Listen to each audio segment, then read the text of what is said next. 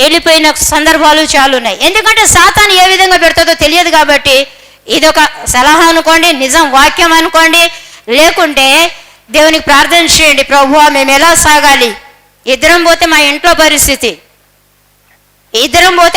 పరిస్థితి, ఎందుకంటే నిన్ను పిలిచిన దేవుడు నీ పరిస్థితులను కూడా మార్చగలడు, ఆ సమయానికి కావలసిన సహాయం అందించగలడు.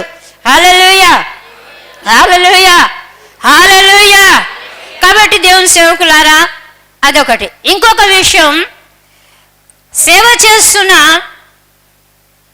సేవకులలో మీలో కాకపోవచ్చు, మీకు చాలా చోట్ల చాలామంది ఎదురవుతుంటారు. సేవ చేసే వాళ్ళకైతే రకరకాల మనుషులు ఎదురవుతుంటారు. వాళ్లకు చక్కని సమాధానం ఇచ్చేయాలి.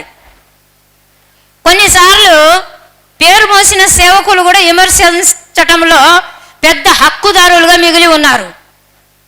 పేరు మోసిన సేవకులే, పేరు పెద్ద, అది పేరు పెద్దే కానీ ఊరు దిబ్బ. అలాంటి పరిస్థితులు ఏముంది తెలుసా, ఎదుర్కొనే శక్తి కావాలి. అది దేవుడు మాత్రమే ఇవ్వాలి. ఫస్ట్ దేవుడు ఇవ్వాలి, తర్వాత నీ ఇంట్లో నీ సతీమణి ఇవ్వాలి. నిజమంటరా అబద్ధం అంటరా? ఫస్ట్ దేవుడు ఇవ్వాలి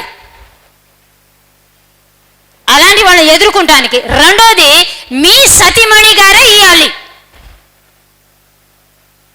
ఇది ఎందుకంటే అది దేవుని కృప. మీ శరీరంలో నుంచి తీయబడిన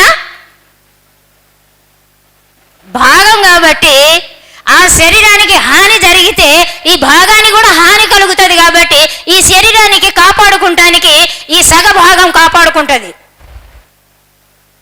కాబట్టి దయచేసి ఇదొకటి. అందుకని చాలా మంది చాలా రకాలుగా చెప్తుంటారు, కానీ స్త్రీలు అన్ని రంగాల్లో ఉన్నారు. కొంతమంది స్త్రీలు బోధించొద్దంటారు, ఇంకా కొంతమంది మేధావులు అయితే స్త్రీలు మౌనంగానే ఉండాలంటారు. ఇంకా కొంతమంది మేధావులు ఏమంటారు తెలుసా, స్త్రీలు పెత్తనం చేయొద్దన్నారు అంటారు. ఇంకా రకరకాలుగా వాళ్ళకు ఎవరి మెడ మీద వాళ్ళ తలకాయండి, ఏది వాళ్ళకు అర్థమైతే అదే మాట్లాడతారు. కానీ దేవుని కృపలో